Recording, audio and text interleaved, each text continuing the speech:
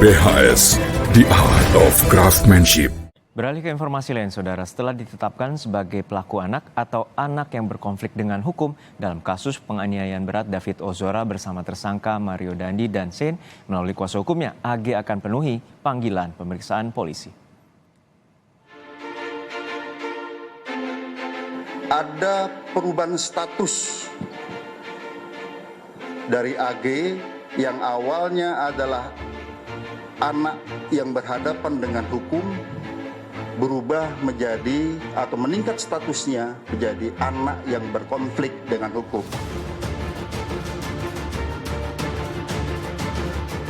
AG ditetapkan sebagai pelaku anak dalam kasus penganiayaan David Ozora atau berstatus anak yang berkonflik dengan hukum. Peningkatan status AG berdasarkan sejumlah bukti yang ditemukan penyidik.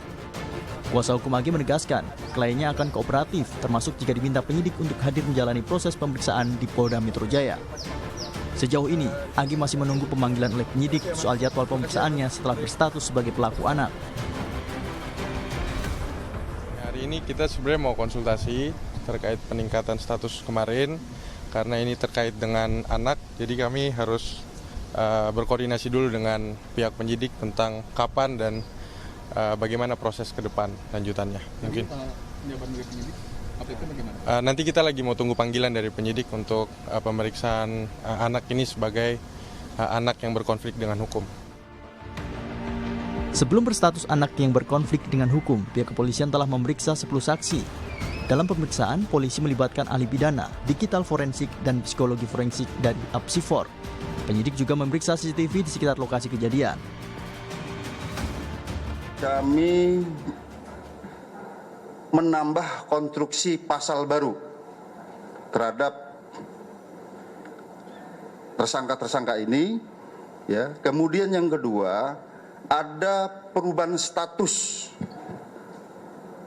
dari AG yang awalnya adalah anak yang berhadapan dengan hukum, berubah menjadi atau meningkat statusnya menjadi anak yang berkonflik dengan hukum, atau dengan kata lain berubah menjadi pelaku atau anak.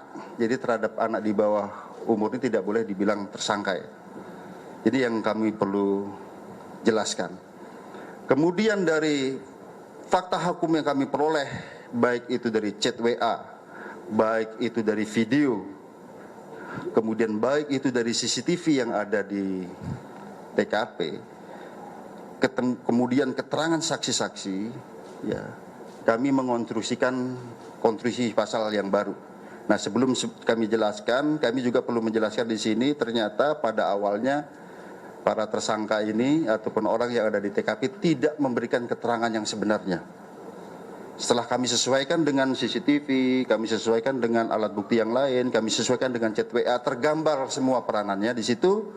Oleh karenanya, yang kami sampaikan tadi, ada peningkatan status dari anak yang berhadapan dengan hukum, berubah menjadi anak yang berkonflik dengan hukum ataupun pelaku. Dalam kasus penganiayaan David Ozora, polisi sudah menahan tersangka Mario Dandi dan Shane. Saat ini Polda Metro Jaya mengambil alih penyidikan dari Polres Jakarta Selatan. Tim Liputan Kompas TV.